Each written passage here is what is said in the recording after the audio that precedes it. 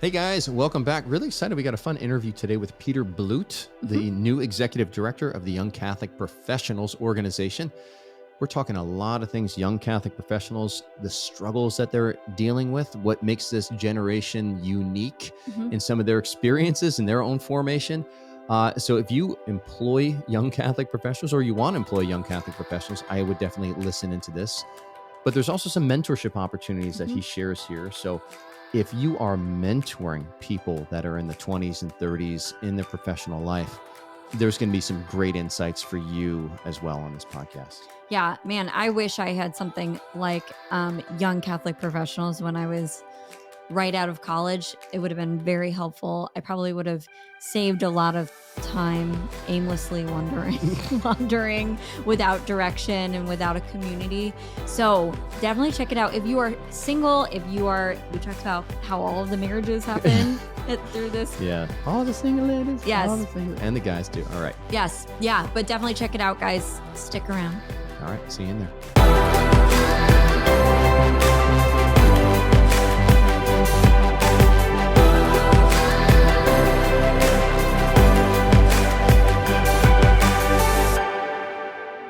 Hey folks, welcome back to the Catholic Coaching Podcast. My name is Matt. And I'm Erin. And we are the Ingolds. We're the founders of Metanoia Catholic. And on this podcast, we're here to help you discover and claim God's amazing plan for your life and find practical ways to live it out more to the full. We've got a special guest here today. Really excited about this. And we met this guy. His name's Peter Blute, the new executive director of Young Catholic Professionals Organization. It's an amazing new organization that really actually relatively new. It's about 10 years old at this point, or Peter, you can kind of fill me in on a little bit more of the history. But it's an amazing organization helping Catholic professionals to live out their faith in the workplace and be evangelists in the workplace through the gift of work. We got a chance to go to the Young Catholic Professionals Conference in Dallas, met Peter there and some of the members of his team. But Peter here is a new executive director, but he's been with the organization for over 10 years. And so been walking alongside young Catholic professionals for the better part of a decade at this point, was in the operations role. And we actually, Erin and I saw the changing of the guard take place between him and the founders, Jennifer Ball, at the conference this year. So Peter's also a father and a husband. He's been married 5 years, 3 little girls to date at this point. And Peter, welcome to the podcast. Thank you guys so much. It's great to be here. And also, doing these virtual podcasts, it's great to have already met too, which is fun. I know that, like, in the flesh, we're like sitting here on the bench and we have a third microphone. So if you're ever in Ave Maria, Peter, we can just kind of we can get cozy. I need to get down there and have a little. I need to get down there. Oh, it's great. You do. Yeah. Yes. It's really great. Well, we're hoping a chapter can open somewhere nearby. I know you guys were exploring a Naples chapter, which would probably be close, but yeah, we would love that. Time. Yeah, Peter, one thing that I think struck me when we went to the conference is I wish I had something like YCP when I was a young Catholic professional. I didn't really work in a corporation or anything. I was a hairstylist. So I don't know if that would have applied to me, but I would have loved to have gone to some of these conferences and even just, join a chapter. I'm sure there's one in DC now. But one thing that I really loved that you guys spoke about a lot at the conference was just this idea of dignity of work and how work existed before the fall of man. God told Adam, here's the garden, go and work in it. And it was dignifying then. Even before a spouse, he gave him work. Yes. And then, right. And then I love looking at everything like that in that aspect, because if it existed before the fall, that means that there's like a redeemed version of it. Could you speak a little bit more about dignity of work and how you guys always kind of come back to that? Is that one of your core values there? Yeah, I'd love for you to talk about that more. Yeah, absolutely. And so beautifully said too about the Garden of Eden and how we were working before we were called to do almost anything else, called to be co-creators with our Lord. And I think we've sometimes lost that as Catholics, that knowledge that work is a good in and of itself. There are a lot of other fruits and outcomes that come from work. We can support ourselves, we can support our family, but ultimately, and we can also build things, right? We build companies, we build relationships with our coworkers. All of those are fruits of work. But really, work in and of itself is good as a way to help us get to heaven.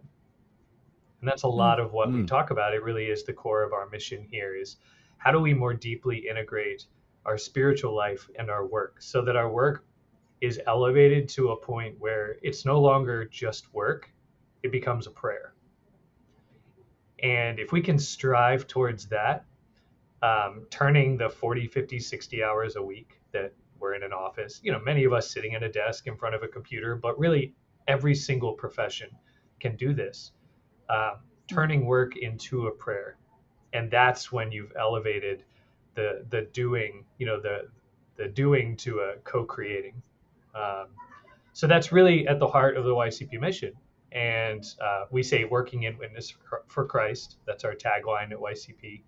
And that's really what we're seeking to do. It's not easy, but it's simple.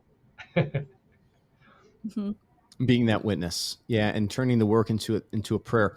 I'm curious, Peter, because even prior to joining YCP back in 2014 for you, what were you doing prior to that? And then what was the call that you felt to be involved in this mission?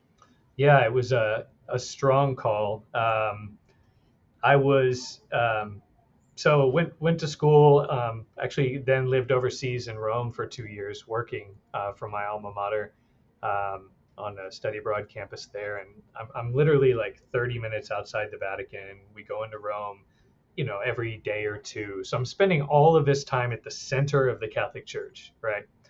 Unfortunately, I'd really wandered away from the faith. I had a pretty immature sense of what spiritual life looked like, and I hadn't quite adopted it as an adult, what it was going to be for me. And so here I am at the center of, at least geographically, the center of our church, and I was going through a lot of the motions. My greatest gratitude, I think, in that moment is that I was still open. I was still open to the knowledge that I still did desire to figure out what people described to me as having a relationship with Jesus Christ. And I'd never really had that. And so I had that experience. I got to go in all these beautiful churches, and I got to read about the saints, and I got to travel all over Europe and experience so much of the old church. And then I moved back to Dallas. And at that point I was working in marketing here. First real job after my fun job in Italy. And I really was lacking connections. I was lacking friendships. And looking back, I think I was probably struggling with some amount of depression, kind of acclimation, moving back from Europe, being dropped back into Texas here, and just not having a network, not having a community to really fall back on. And so I was kind of spinning my wheels trying to figure out where to go and what to do. And I was doing this marketing job. And luckily I had this really amazing, at the time, frankly, she was just kind of an acquaintance that I had graduated with. And she was working for YCP part-time with Jennifer. And she would invite me to these events. And I was kind of anti-young adult group events. I had this image of what it was in my head, and it wasn't going to be for me. But as I started to see these speakers that they were bringing in, and I was seeing these pictures of these events, and they were having these happy hours at these really cool new bars that I wanted to check out. And here I am, like 24, single, wanting to meet people, wanting to meet women, and I was totally drawn in first by just the types of people I saw in the pictures, the types of speakers that were there, and the professional side of what YCP was offering. And I was luckily still very open to the spiritual side. I knew I wanted to figure that out. And so I decided to come to a happy hour in 2014. And it totally changed the trajectory of my life. And I met Jennifer that night. I was blown away. There was like 250 people packed into this awesome new bar. And I was like, man, these could be my people. Like I just had these great conversations, and I just felt really drawn to be a part of the people that were there, to have them be a part of my life. Mm. And so got involved as a volunteer with the chapter. I was in marketing, so I was like, sure, I'll help out with the marketing. Did that for a handful of months, and then by the end of that first year, I had really waded in pretty deeply into YCP, and I was still doing my full-time job, but slowly my passions were shifting, and I was like, this is really cool, and it's got a lot of potential. It's fascinating as a business, it's fascinating as a ministry, and it's reaching people, right? And I want to be a part of helping build something. And so Jennifer was able to extend a job offer to me as the second full-time employee, and it was a very easy yes for me to say yes. Let's jump in and keep building this, right? I want to be a part of this. Yeah, and that was 10 years ago, and it has truly transformed my life. I think in particular, we were talking briefly about St. Joseph earlier. It really gave me a relationship and a devotion to St. Joseph that I never had before. Among many other fruits, just seeing him as the patient, quiet, courageous man that he was, worker that he was, and yeah, just over the years meditating on him as the foster father of Jesus and how he must have taught him to work. Right? I love that idea of like Jesus can teach us to work, or sorry, Saint Joseph can teach us to work. He taught Jesus to work. Right? So that's the shorter version of it, but it's completely changed my life. And now to be here in this new leadership role is one of the greatest gifts of my life, truly. Yeah, it's amazing unfolding of mission that I hear with that. I mean, just like such a flowering. And Aaron, you say something a lot. It's just like God wastes nothing. And oftentimes we can be so eager to like arrive at that place of mission where we have the deep resonance. But I mean, here it was from season to season. Yeah. It was a journey, but there was an attentiveness to those points of resonance throughout it. And just seeing it as an invitation to step in a little bit more. You said that even the words, I waded in a little bit more and a little bit more, a little bit more. Yeah. And the water felt good. Exactly. Yeah. Peter, what problem do you think YCP solves in the church right now? What is the need that it fills? Young people today, and you all know this through your coaching and through your own experiences, young people today are really struggling. They feel disconnected. They feel adrift. They feel like they lack a purpose or direction in their life. And I'm just talking about young people in general, not even young Catholics. And there's a lot of forces working on them, economic forces, cultural forces, that they just, life is very complicated now to live in the world and kind of navigate it. And so what YCP does is help invite them into a community where they can experience life alongside other people that are at a similar stage to them, and start to help give them an understanding of how a faith lived in particular through work can be life-giving and life-changing. So people come to YCP at all different stages of their faith journey. We have people that have left the faith and they'll come to YCP, somewhat like me. I wouldn't say I left the faith, but we have people that have absolutely left and they'll come back for the professional reasons, much like I did, but they're getting the spiritual life at the same time.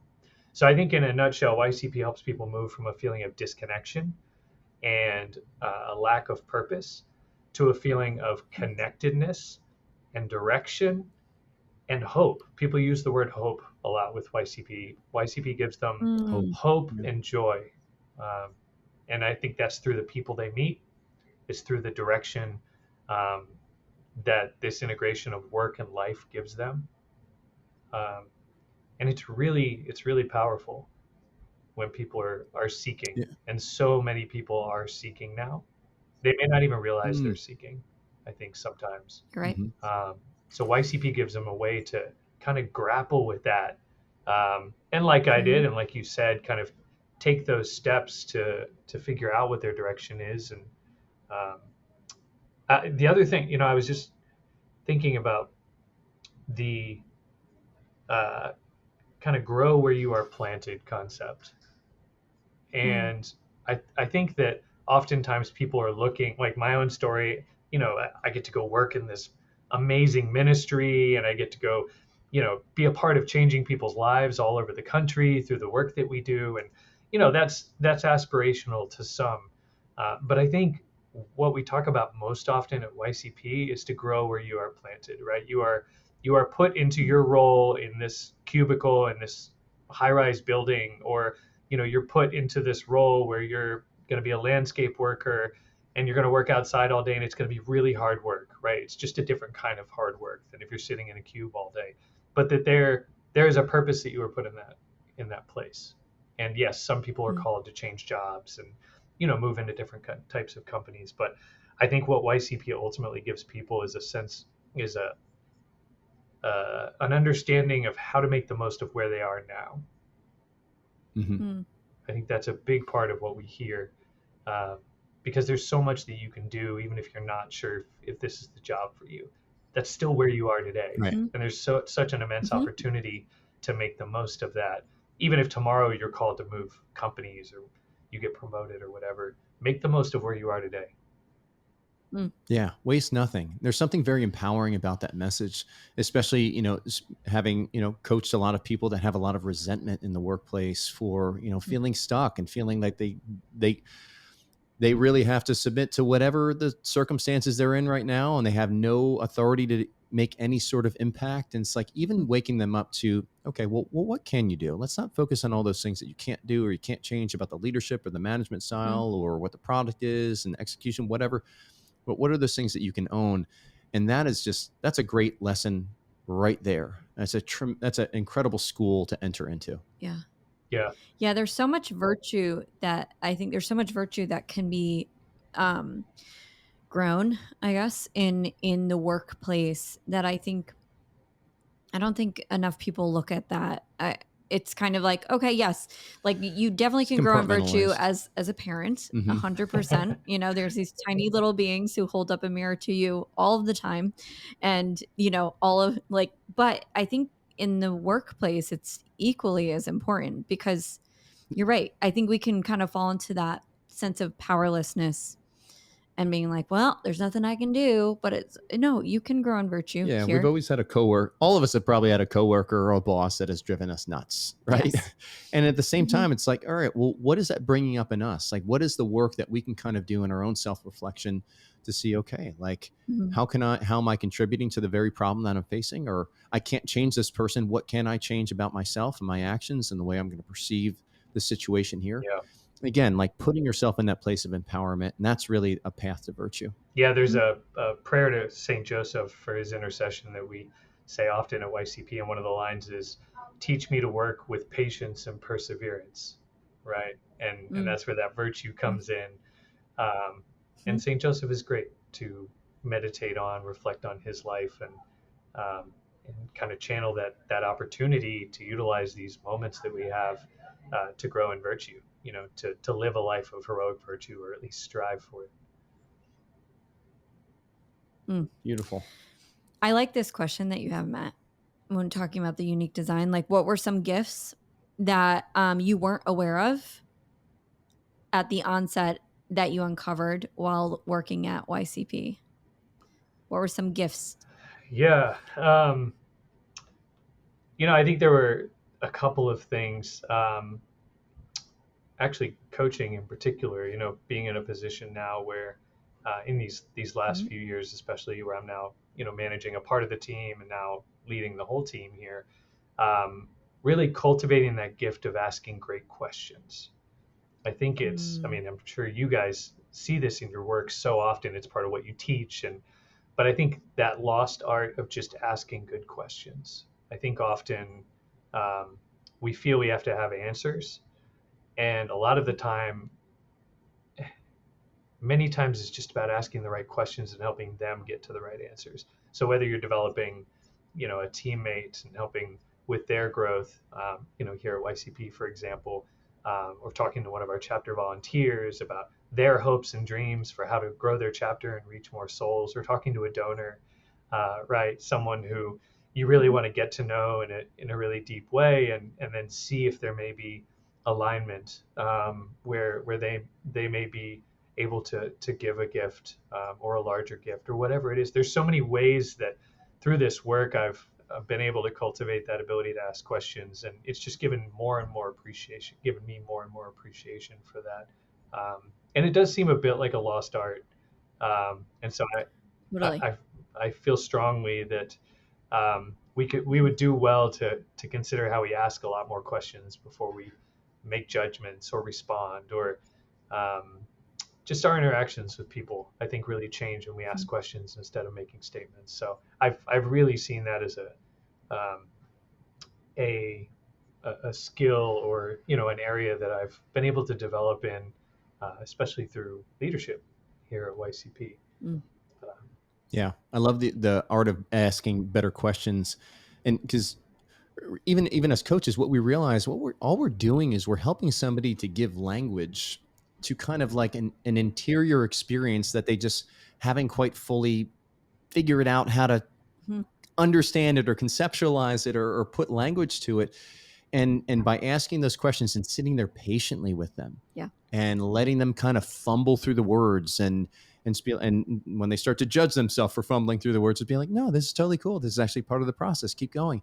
And being that encouraging person, I imagine that it really walks them down that path that you were going down yourself, wading into those waters, experiencing the different points of resonance throughout your journey, putting those into like, okay, well, what do I really enjoy about this? Well, I really enjoy this sense of belonging that I'm experiencing in this community. I really enjoy the mission that we have. There's a deep resonance that's here. How can I say yes to more of this, or create more opportunities for this in my life? And there's just something beautiful about being able to participate that and see it happen and unfold in front of you. And I've heard that with this generation, and I think when you and I spoke about a month ago, we touched on this. With this generation, especially the millennial generation, maybe Gen Z is involved here as well, but people are looking for that boss that's also a coach, right? That boss that's also a mentor. And in some ways, they value, even on the same level of the compensation or benefits that they get with the employment, the ability for somebody to actually invest in their personal growth. I'm curious, Peter, just being around young professionals for 10 years now, right? So you've seen the millennial and Gen Z as it's moved into the workforce more and more. What are some of the changes that you've seen in the young professionals over the last 10 years? Yeah, well, one interesting thing that has become so prevalent now is that really people at very early stages of the career, many of them have never worked in an office before, which is wild That to is think interesting. about. And you But said, they just work from home? yeah, Like, they work from home. Yeah, they've been virtual, right? I mean, if you think about everyone who's graduated since 2020, right? Yeah. COVID. Pretty much worked from home. I mean, there's some companies that are balancing coming back to work, but a lot of them are hybrid now. So, I mean, that is really interesting to think about. It's interesting to think about now for your own personal and professional development. If you're at home most of the time and not bumping up against people in these sort of organic ways that we do in an office setting. But then if you fast forward and you put them 10, 20, 30 years down the road, when they're going to be leading organizations, many of them, or leading teams at least, contributing in a much greater way, there will be less of that sort of organic people development, people formation that happens because you're always like this. You're always on Zoom or whatever, and it's just very different than sitting across the table from someone having a conversation, right? And all the different ways that we talk, all the different forms of communication that we have that are lost through the virtual. So that's a major thing that I hear often, more from those who are much further along in their careers. We would call them seasoned professionals, Catholic executives who are hiring, millennials and now Gen Z, that they're pretty hyper aware of and even somewhat concerned about what that looks like. They will no longer be serving in these roles, but what these companies will look like.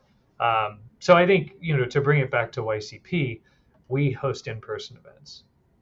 That's what we do. Mm-hmm. That's our bread and butter.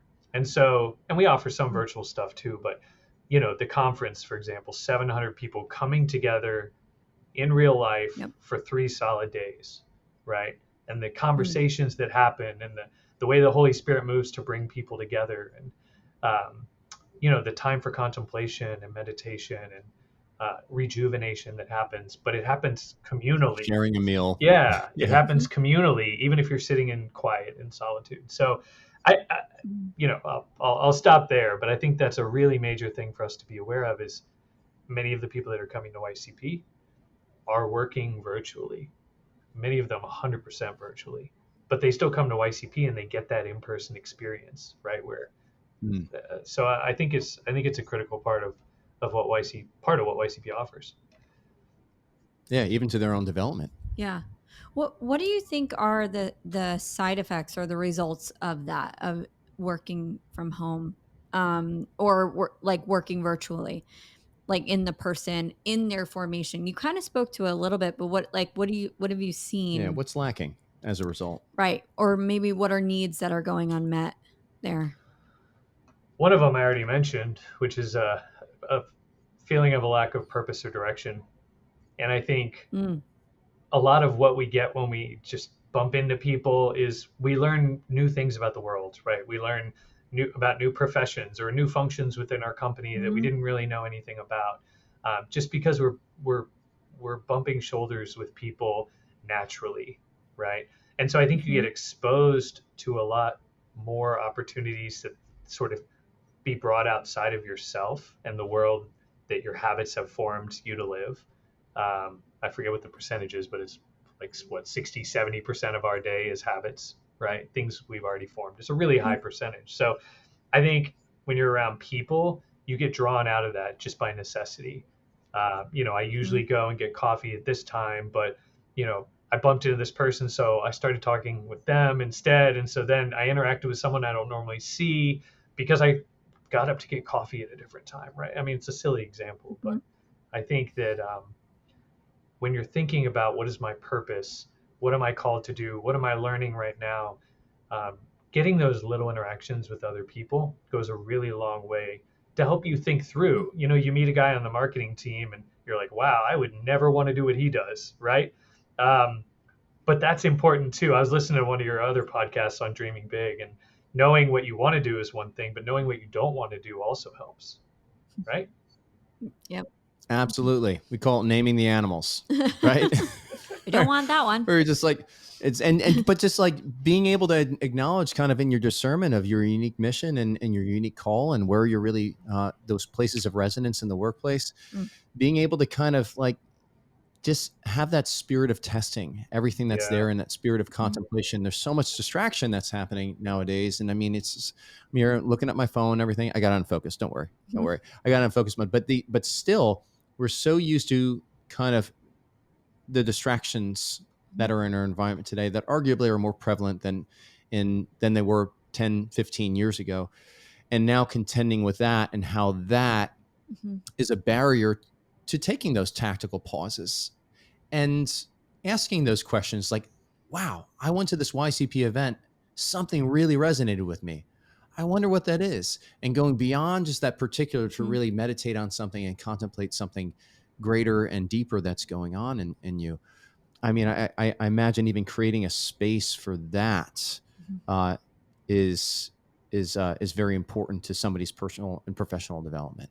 Yeah, absolutely. And I think the distractions, some of them are self-generated, some of them aren't. We just have to be aware of them, which ones we're kind of putting in our lives versus the ones we can't control, but we can at least be aware of, right? Billboards, for example, or whatever, example you want to come up with. Sure. But I think it is really important that we find those moments when we can stop and reflect. I find this very difficult. I mean, I can use the excuse of having 3 kids under 5. I can lean on that a little bit, but at the same time, it's like, you're in control of how you use your time outside of that. And even 5 minutes, I think, can go such a long way, at least as a starting place. And our speakers talk about that. The speakers that come to YCP often say, how important carving out a few minutes of silence is during the day. And whether you do, have that as like a moment of spiritual recollection, kind of going back over your day, or just thinking about like what feeling, um, what feeling stands out to me about today, right? I mean, you can kind of take it a lot of different directions, but um, cultivating those moments of silence is really important. Right. Another big part of what y'all do is the mentorship as well. And so it's putting those seasoned professionals in touch with these young professionals to just bring them along and help them, on the phase of the journey that they're in right now. I remember when you and I were talking a couple of weeks ago, and it was surprising to me because I've worked in some mentorship programs in the past through our Chamber of Commerce, and I never had a tough time finding people to get mentored. But I did have a tough time finding mentors that were willing to give their time, and also mentors willing to give their time and also knew how to mentor, which not just like talk at somebody, but actually do what you said, ask those good questions and draw what's going out of that person, help them being a student of their own experience. But you had shared that one of the challenges that you run into is actually getting young professionals to say yes to mentorship and to choose, even when it's available, That's fascinating. to just step into that. And it kind of flies in the face of this whole millennials want to have their boss as a coach. But I don't know if you can speak to that, or what barriers you think are standing in the way of people really leaning on some good counsel. Yeah, well, just in this conversation here, I'm just kind of connecting dots here. I wonder if it is, in part at least, because of this kind of work from home mode that we've been in. And so I think we haven't received, maybe, I'm just sort of positing this as a bit of a thought experiment, but I do wonder increasingly if they haven't informally received mentorship. And so thereby they've said, oh, you know what? Like, he gave me some good advice, or she gave me some direction that was really helpful. And maybe they don't even label it as mentorship, but it's like people who are more experienced than me helped me in some way, whatever they call it in their own head. So then you introduce this formal, what seems often like a very formal concept. This is mentorship, right? And then there's all this expectation that I have to like figure out what we're going to talk about as the mentee. And, you start asking, they're, I think, asking themselves a lot of questions and have concerns. And really, it's just about starting a relationship and a conversation and being open to the Holy Spirit and where it can go. And a really strong mentor, like you said, can help kind of draw things out of you that you may not even realize. But I do wonder if they haven't had as many of those interactions in person with more experienced people who have shared something, whether it's big or small. If they kind of wonder, should I approach someone? Am I, what do they have to offer? I wonder if that's a part of it. I think there also is just a confidence issue here where, as a 24, 25-year-old, just being willing to send an email, right? I mean, Gen Z is not going to use email, right? In the same way that, even me as kind of the middle of the millennial pack does.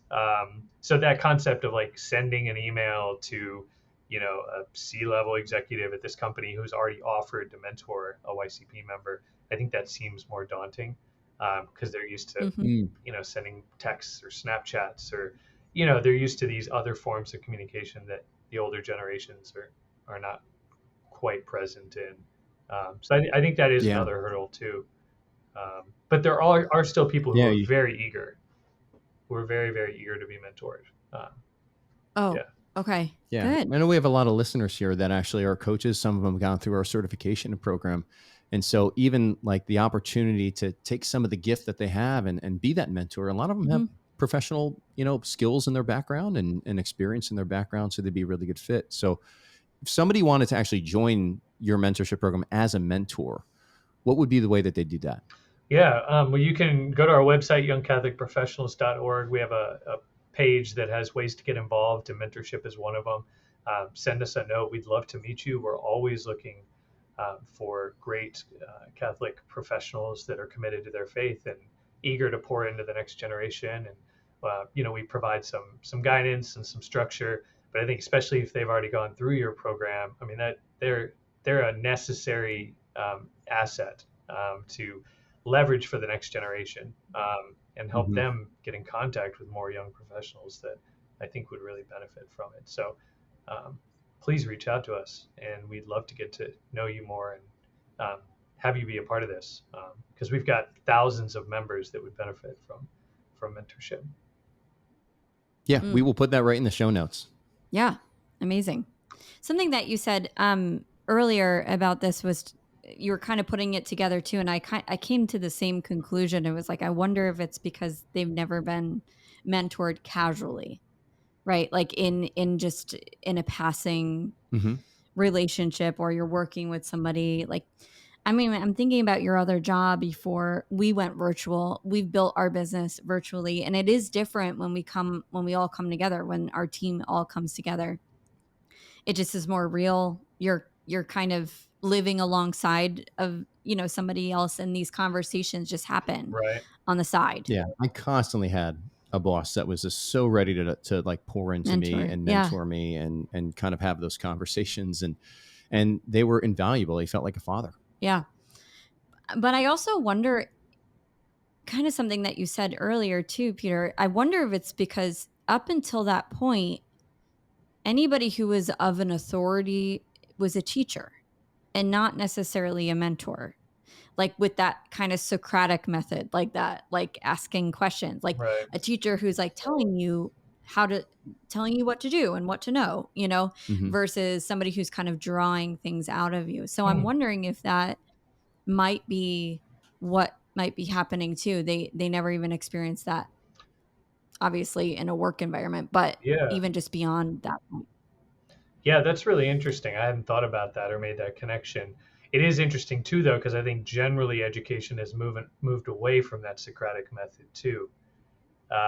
And so I think maybe that's what you're saying too, is that they've almost never experienced that relationship where someone drew that out of them. I think teachers used to do that more often, but it's a rarity these days, I understand. So yeah, I think it very well could be a part of that. I think there's also, and this isn't necessarily a Gen Z or a millennial thing, but I think increasingly we have become more individualistic, right?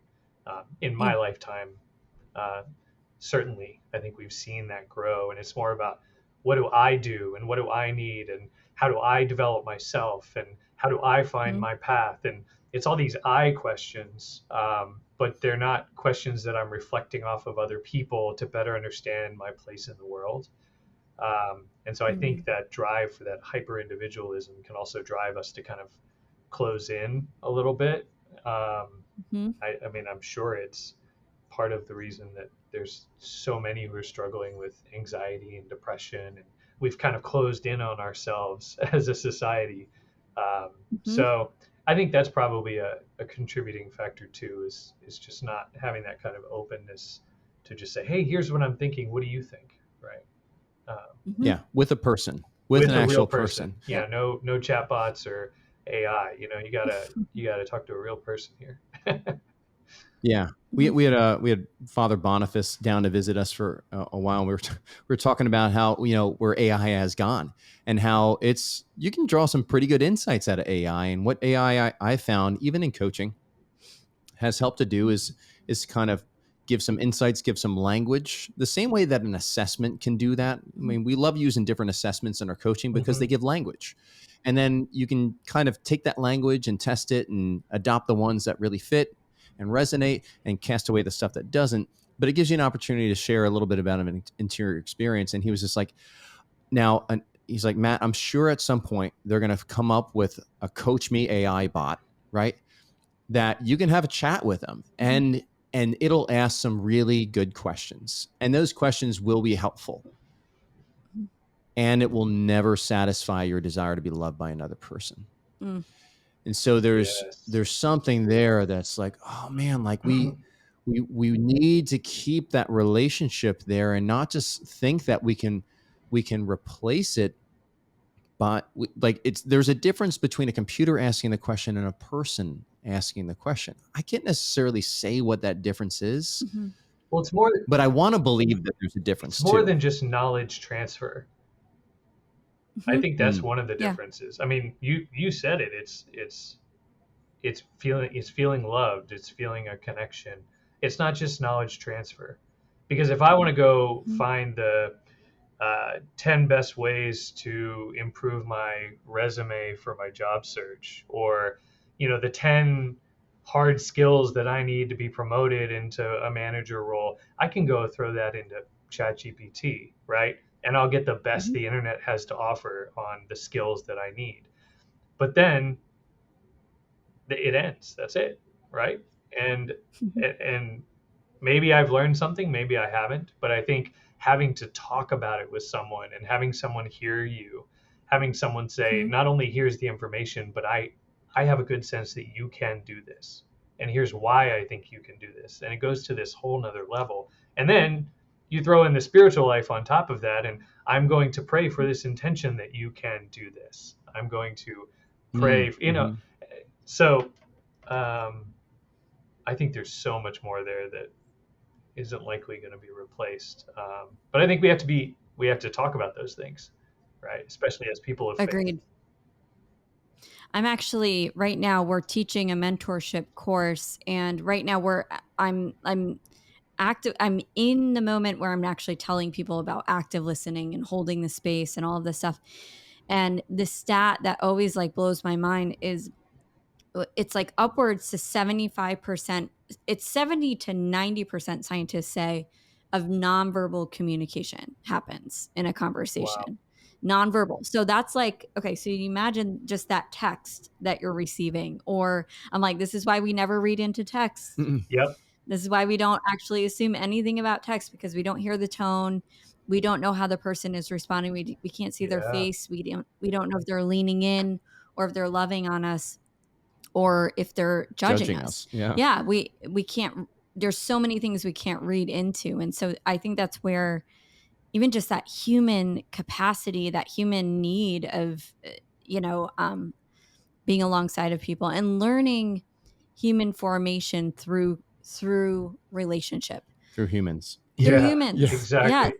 You just made me think, Aaron, that with texting, as humans, we had to develop some other way to communicate emotion through texting, and so we came up with emojis, right? I Because there was no body language, and we knew somehow know. innately that we had lost that body language, and so LOL. it's yeah, and Yeah. even the language we threw around Gifts. wasn't enough. Yeah, we had to create some other Yeah, way to communicate those other forms of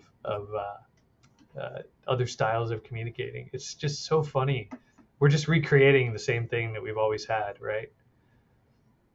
Mm. totally. And we're like, look at how innovative we are. And God's like, I made it first. Yeah. And at the same time, And it's the best way. like how beautiful is it that we have the ability, Peter, you're in Dallas, we're in Ave Maria, Florida, like we have the ability to have this conversation and then upload it to the internet, and other people can kind of experience it as well, in some ways, Mhm. like get to know you a little bit better and your story and what God's doing in your life and be moved by it. And there's this capacity to witness. And I think there's an enjoyment. I know I enjoy, popping on a Tony Robbins talk in the morning and getting fired up, and or listening to a really good podcast.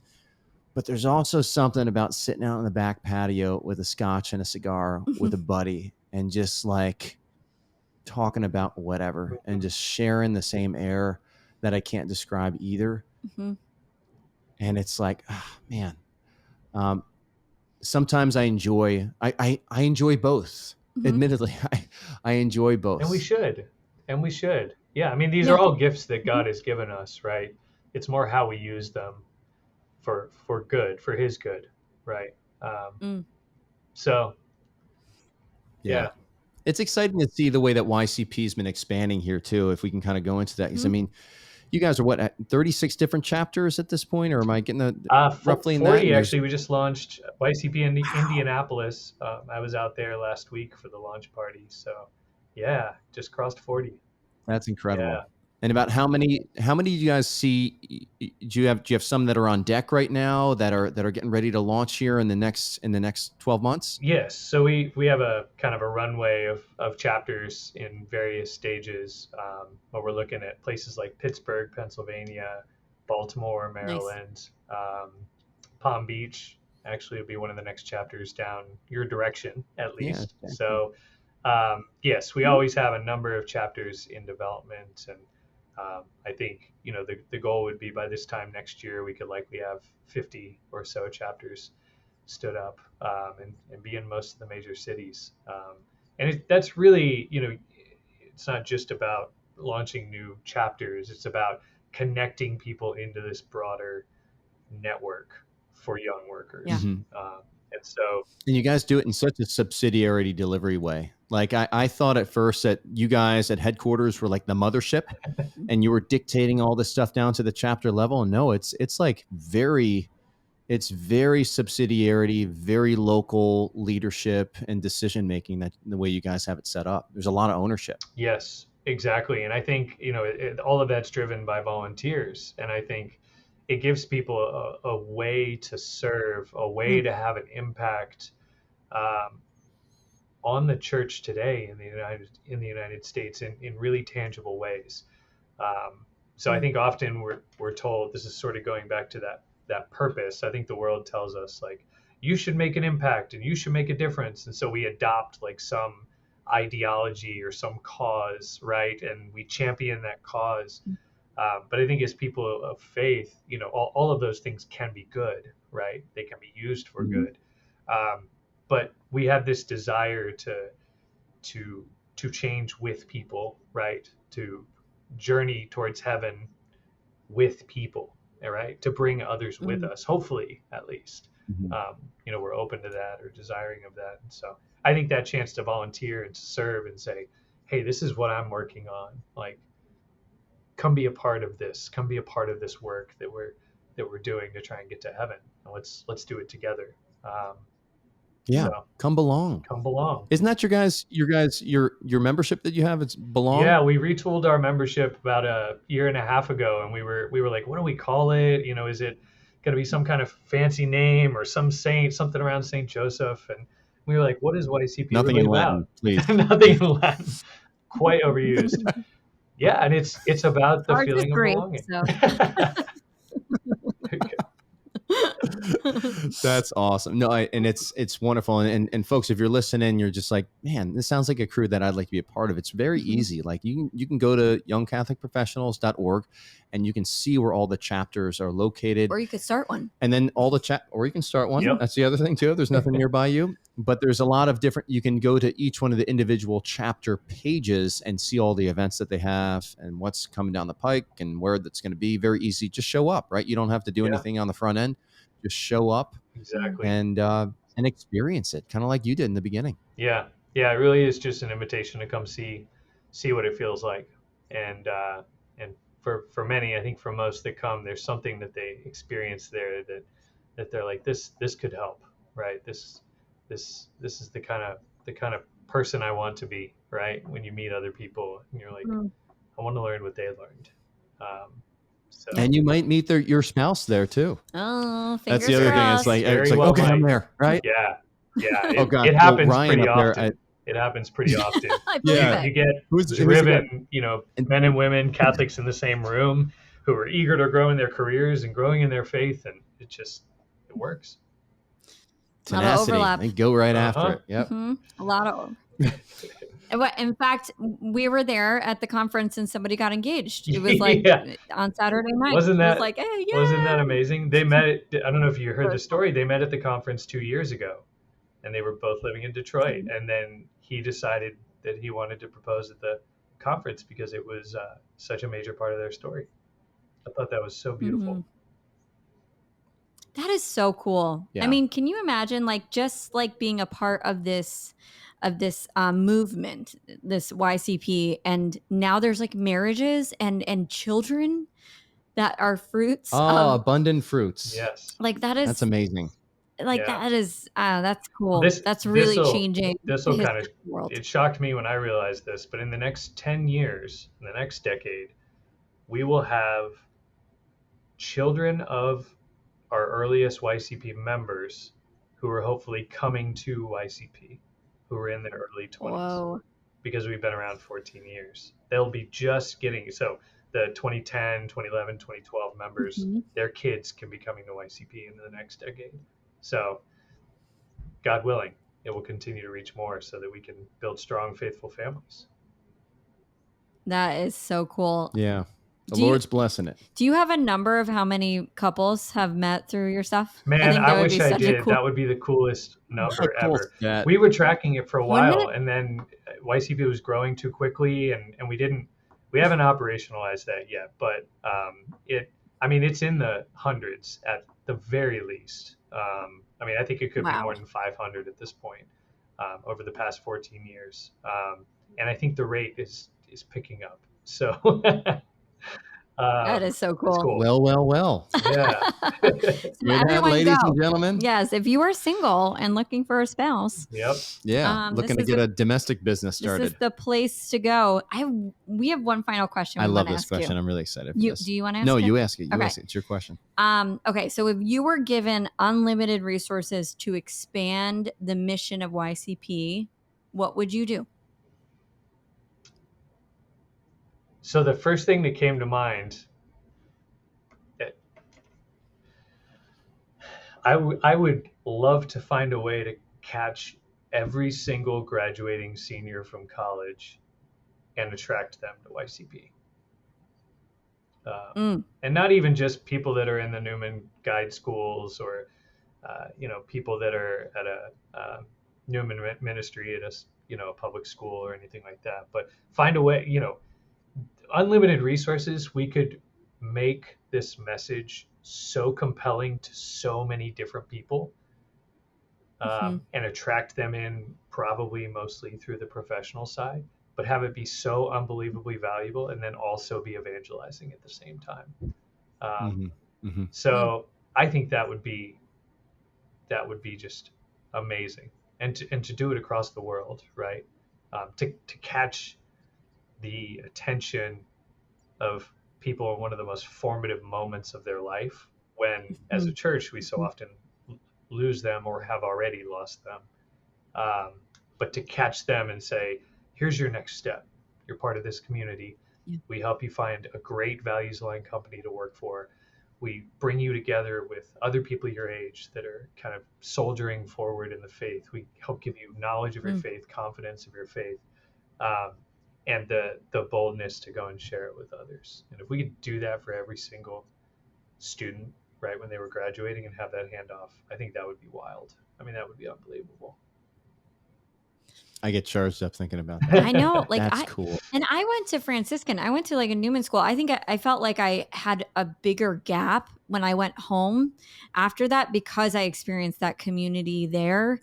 And then I came home and I was like, there's nobody here. I think you're right. It is that moment. And I think so many college graduates feel so isolated in that moment having that community would be so helpful. Yeah, I know people that are literally moving to other places that have these budding young adult Catholic communities just because they want that community. Yeah. And it's what you're doing is you're kind of you're planting a flag and you're helping people to establish those communities right there. Yeah. Right. Which seems a lot more like a church, like a Catholic approach to things, not cloistering, but rather staying where you're at and just redeeming the culture where you are. Yeah. Beautifully said. And luckily we'll be in Pittsburgh soon. I know a lot of Franciscan grads end up there. So, I think it's such a formative moment. And I almost think of it like, you come out of school and, you're kind of like reaching your hand out and someone's going to grab your hand and lead you. Right. The question is just, who's it going to be? Right. And the hope, I think, is that we can have that hand be someone extending, the hand of Jesus, right, is really what we're offering as Catholics. So I think we can do it. It's just a matter of time. Beautiful. All right. We'll plant the seed down here at AMU. Well, yeah. By the way, if any of your listeners have unlimited resources and they want to talk, I would be glad to speak to you. Even better. Yes, you got it. Beautiful.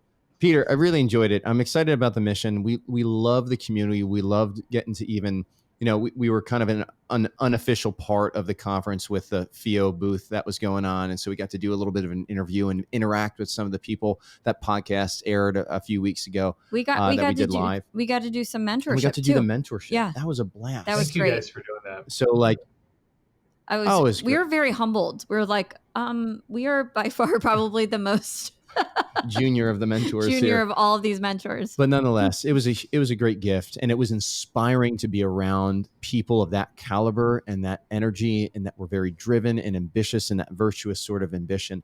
And so there's a great energy that's at that conference. We look forward to being a part of it in the future here as well. We'd love to have you guys back. Praise the Lord. Peter, thank you so much. Any parting words here? How can people find you? I know we talked a lot about just how people can get involved, but any parting shots? Yeah, I mean, I think firstly, stay close to St. Joseph, and he will help lead us forward in our faith and teach us how to pray through our work. But I do hope that many of you will hit our website, youngcatholicprofessionals.org, find the chapter nearest you, or come talk to us about bringing this community to your city, so that we can all better work and witness for Christ. Awesome to be on with you guys today. Thank you so much for the invitation. This has been great. Thank you, Peter. Folks, and thank you so much for listening in on the Catholic Coaching Podcast. We love helping people, again, discover and live their unique mission in life. And we know that comes through discovering their unique design that they have. And so you've got gifts. We want to help you name and claim those things so you can aim them in the workplace and experience that excellence, that virtue that comes from being excellent in the workplace and being that witness in the workplace that Peter was talking about here. So check us out at metanoiacatholic.com. Check out the Academy, but also check out youngcatholicprofessionals.org. Great stuff there, and get involved. Hey, thanks for sticking with us in the Catholic Coaching Podcast. If you like what you heard, please like and subscribe, and we'll see you again.